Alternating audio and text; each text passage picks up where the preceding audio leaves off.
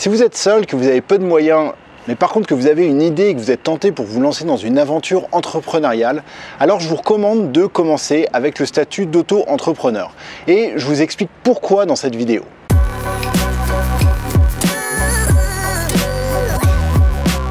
En dehors du statut d'auto-entrepreneur, les frais d'immatriculation pour créer une entreprise classique sont payants. Pour une entreprise individuelle, par exemple, vous devez débourser 27 €. C'est pas beaucoup, je vous l'accorde. Mais pour une EIRL, une SA, une SAS, eh bien, on va commencer à grimper. Les frais d'immatriculation seront entre 200 et 250 €. Ensuite, je vous conseille de commencer en tant qu'auto-entrepreneur également parce que si vous partez dans une création d'entreprise classique, il va y avoir un nouveau frais que vous allez devoir anticiper. En dehors de ces frais d'immatriculation, pour créer une entreprise classique, c'est-à-dire entreprise individuelle, SARL, EURL, SAS, SASU, société anonyme, vous allez devoir rédiger des statuts. Les statuts, c'est un document juridique qui doit être obligatoirement rédigé et qui prévoit le fonctionnement d'une entreprise dans le futur. Très souvent, un créateur d'entreprise va confier l'écriture des statuts de son entreprise à un notaire ou à un avocat. L'écriture des statuts d'une entreprise demande donc de sortir de l'argent avant même que l'entreprise ne soit créée. Pour créer une URL ou une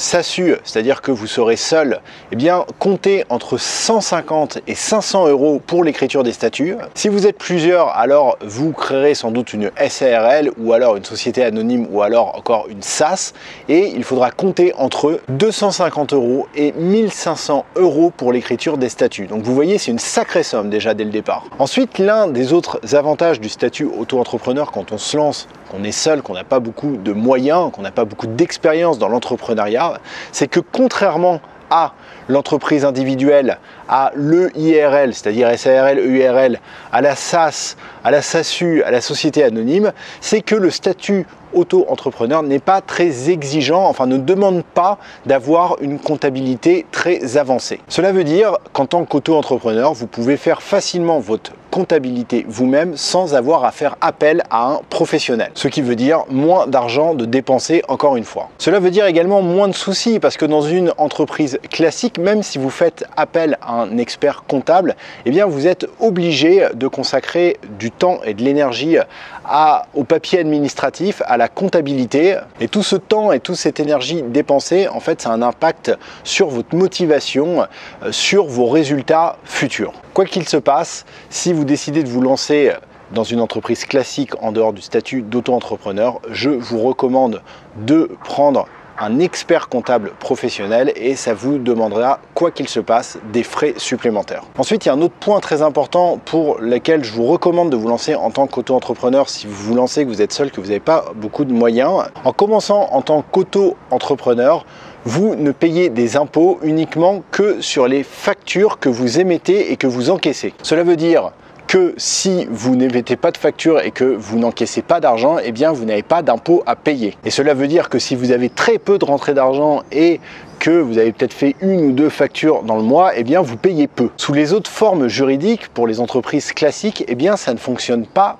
comme ça. Avant même d'avoir commencé votre activité, vous allez devoir déclarer au RSI combien vous comptez vous payer tous les mois. Alors ça paraît absurde, mais même si vous savez que dans les 6 premiers mois, vous n'allez pas gagner de l'argent parce que vous êtes en train de créer votre projet, vous savez que vous n'avez pas de clients, eh bien vous allez devoir déclarer une somme minimum. Vous serez obligé de déclarer au RSI que vous vous paierez au moins 500 € par mois, même si vous êtes persuadé que vous ne rentrerez pas cette somme. Tous les mois, vous devrez payer des cotisations sur cette somme que vous avez déclarée, même si vous n'avez pas rentré d'argent. Ces cotisations, elles représentent aux alentours de 35% de la somme que vous avez déclarée, vous versez tous les mois. Donc si vous avez déclaré que vous vous versiez un salaire de 500 € par mois, eh bien vous paierez tous les mois au RSI une cotisation de 175 € que vous soyez versé le salaire ou non. Donc vous commencez à comprendre pourquoi je vous conseille de vous lancer en tant qu'auto-entrepreneur et non pas de vous lancer dans une entreprise classique. Ça va vous coûter très très cher, mais en plus c'est un investissement à haut risque. Mais ce n'est pas tout, parce que en cas d'échec, ce qui est possible quand on se lance dans une nouvelle entreprise. Il y a des fortes chances d'échec. Il y a plein de raisons qui vont amener cet échec. Mais en cas d'échec, eh bien, on va devoir clôturer l'activité qu'on a commencée. En auto-entrepreneur, ça ne coûte rien, c'est gratuit. Mais par contre, en entreprise classique, il va falloir, eh bien, encore une fois, payer. Vous devrez payer environ 170 € au greffe, vous devrez payer 360 € pour publier 2 annonces légales, vous devrez payer 375 € au service des impôts. Ainsi, en regroupant un petit peu toutes ces données, on peut estimer le coût de fermeture d'une entreprise classique aux alentours de 1000 €. Autant ne pas se louper.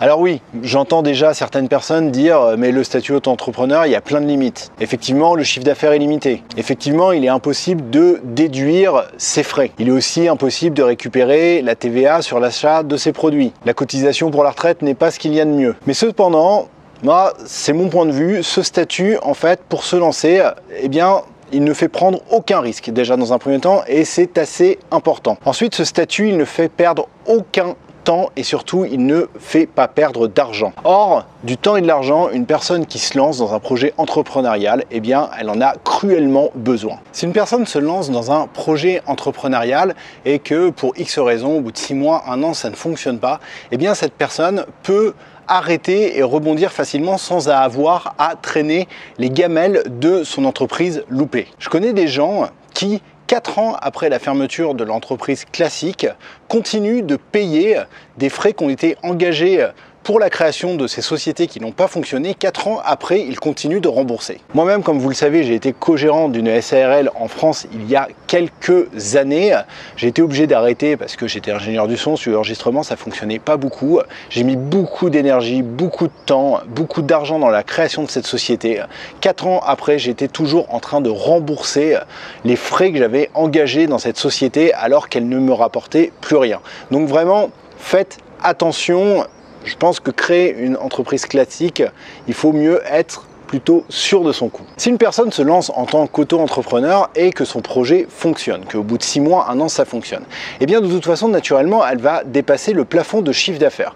Et de manière automatique, elle va basculer sous le statut juridique d'entreprise individuelle. Mais à ce moment-là, en fait, cette personne, elle aura déjà un chiffre d'affaires régulier qui lui permettra de relever les défis qui sont donnés par une entreprise classique. Elle aura déjà une petite expérience de l'entrepreneuriat. Je pense que cette personne, elle aura également réfléchi à quel statut juridique prendre après la phase auto-entrepreneur, parce que la phase auto-entrepreneur, ce n'est pas une finalité, c'est bien pour commencer, mais une fois que votre affaire fonctionne, effectivement, il faudra prévoir une autre forme juridique. Moi, je vous en parlerai dans une prochaine vidéo des autres formes juridiques. En attendant, si vous voulez vous lancer dans un projet entrepreneurial, moi, je peux vous aider.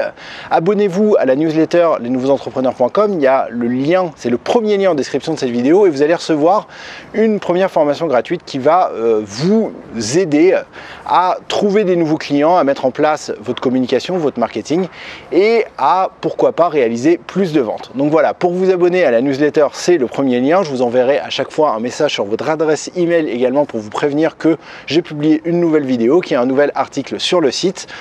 N'oubliez pas non plus de mettre un pouce vers le haut à cette vidéo si vous l'avez aimée et je vous dis à une prochaine vidéo.